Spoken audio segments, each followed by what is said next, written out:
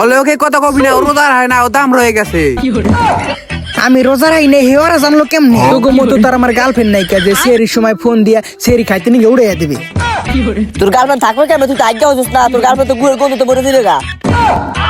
আজ্ঞা বলে হচ্ছে না, আমি আগে উঠছি না এই কথা তোরা জানোস কেমনি? তোরা কি বাতবের ফুকে দেওয়া পলাই পলাই দেওস নি যে আমি আগে উঠছি না? ওলো গুয়ের গন্ধ কর, দাওয়া দি দাওয়া।